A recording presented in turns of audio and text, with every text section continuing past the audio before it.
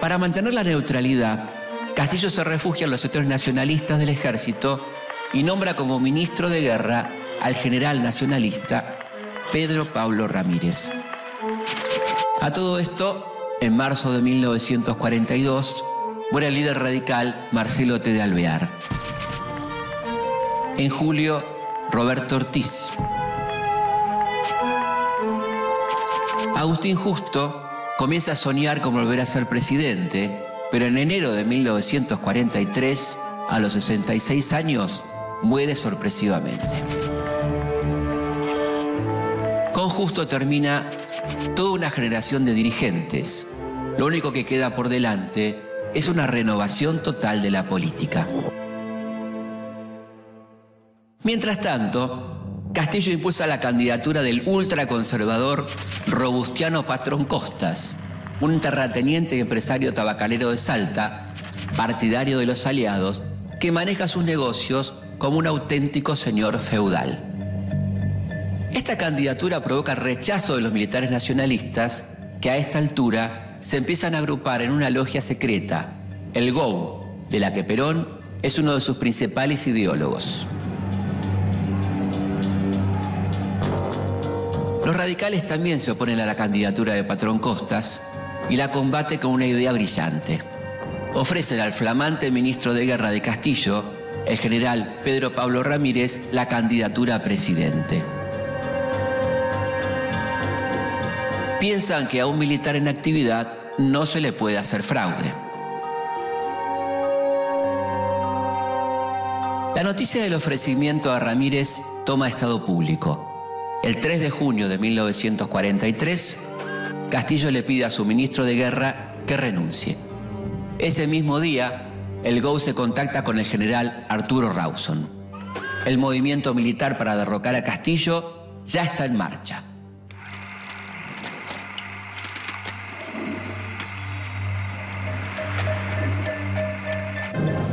Minutos de intensa nerviosidad. El desenlace es inminente, pues las fuerzas de la guarnición y de los cuarteles urbanos se han plegado a la revolución que se extiende.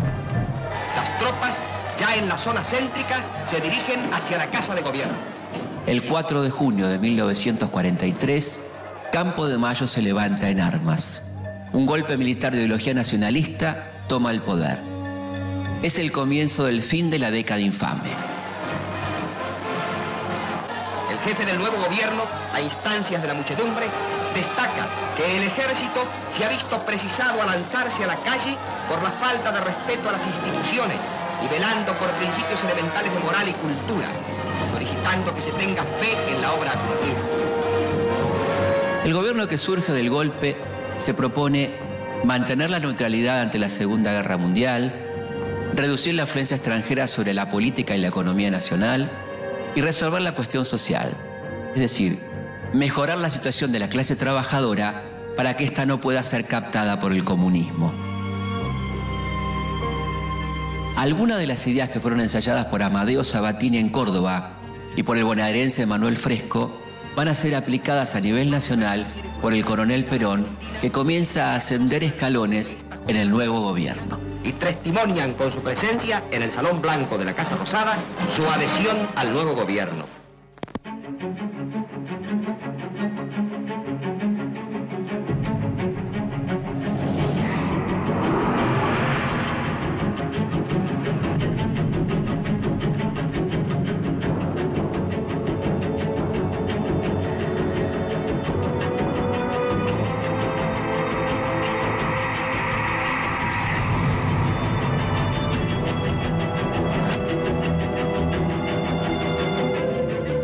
La década infame, que pone fin a la experiencia popular y democrática de Hipólito Yrigoyen, termina como empezó, con un golpe. Pedro P. Ramírez jura por Dios y por la patria. Pero este golpe va a tener consecuencias distintas.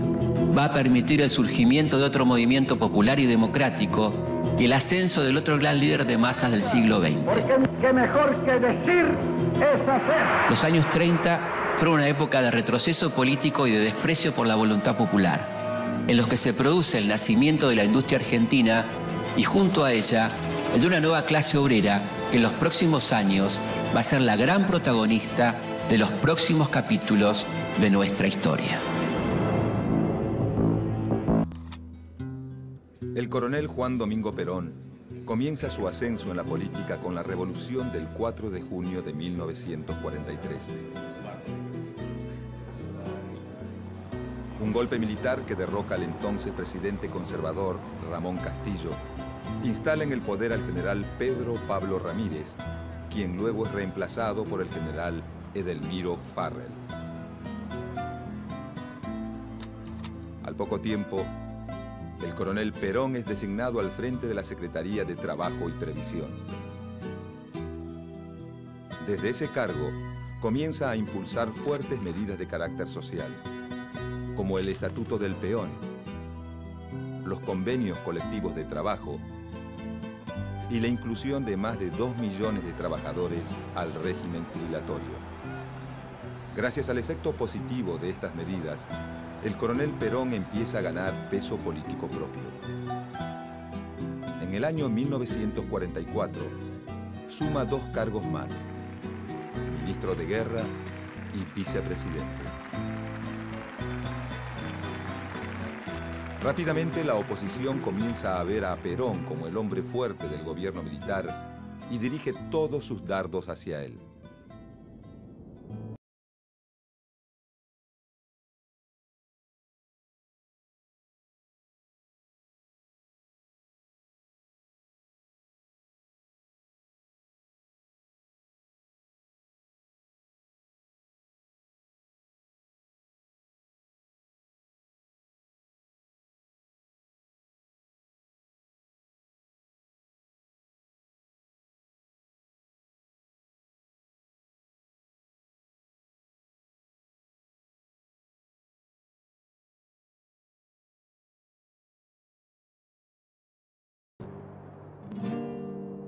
Son ahora las Fuerzas Armadas las que manejan los verdaderos hilos del poder y reaccionan derrocándolo con un golpe de Estado el 4 de junio de 1943.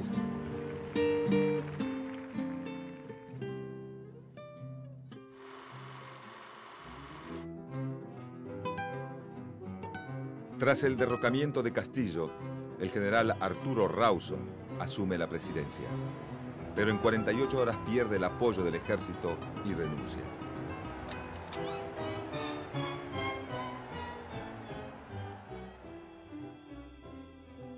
Entonces es Pedro Ramírez quien lo sucede y el Ministerio de Guerra pasa a ser controlado por un grupo de oficiales que conforman la logia GO. Los integrantes de la logia GO son en su mayoría coroneles que coinciden en la necesidad de dar más disciplina al ejército, acabar con la corrupción y ven al comunismo como el gran enemigo del momento. Su principal referente es el ministro de Guerra Edelmiro Farrell.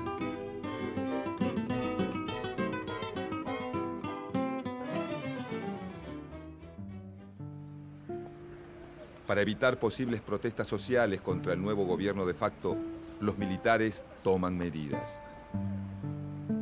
Intervienen la CGT, disuelven el grupo político Acción Argentina, que denuncia la acción de los nazis en el país. Proscriben el comunismo. Persiguen la acción sindical y de los partidos políticos. Intervienen las universidades, cesantean a los docentes opositores y establecen la educación religiosa en las escuelas.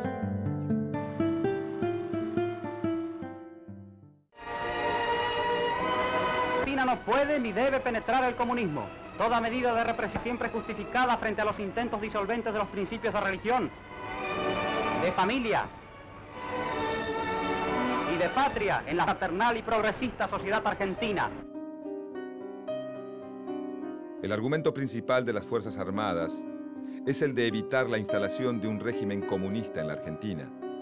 Y para ello, cuentan con la colaboración de los viejos nacionalistas del expresidente Uriburu.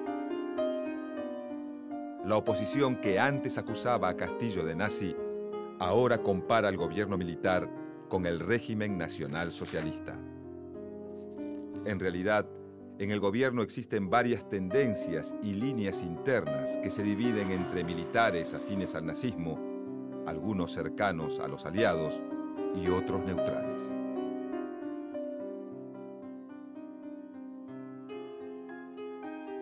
Pero Estados Unidos continúa con sus presiones y actúa sobre el gobierno de Ramírez para que le declare la guerra al eje. En 1944, Argentina, aunque no declara la guerra, sabiendo que el fin del conflicto está próximo, cede y rompe relaciones con los países que conforman este grupo. Ante esta situación, el GO impulsa el reemplazo de Ramírez, que al haber cedido a las presiones de Estados Unidos, ya no es considerado confiable, y logra que se nombre a Farrell presidente. El coronel Juan Domingo Perón es nombrado ministro de Guerra, vicepresidente y además accederá a un cargo que le resultará estratégico. Será secretario de Trabajo. Desde ese cargo se destacará por la novedosa forma de hacer política basada en un trato personalizado con los dirigentes obreros, circunstancia que lo favorece y lo va transformando en el hombre fuerte del gobierno. Es así como construye su base de poder, buscando apoyo fundamentalmente en dos sectores: los trabajadores y los militares. Establece el control del ejército durante su paso por el Ministerio de Guerra, afianza su poder desde la vicepresidencia y tiende los lazos con los trabajadores y sus representantes desde la Secretaría de Trabajo. Perón convoca a todas las fuerzas sindicales, con excepción de las comunistas, y las impulsa a organizarse y a presentar sus demandas. Supervisa personalmente contratos colectivos de trabajo y establece las vacaciones pagas, el régimen de jubilaciones, de accidente de trabajo y el estatuto del peón. El accionar de Perón provoca un gran crecimiento de su popularidad entre los trabajadores. Perón asegura que este acercamiento evitará la penetración del comunismo dentro de la clase obrera y empieza a aparecer en sus discursos una idea que luego será uno de los pilares de su doctrina política: la justicia social. Pero las medidas y leyes que Perón va obteniendo a favor de la clase trabajadora distancian al gobierno de Farrell de importantes sectores del empresariado nacional.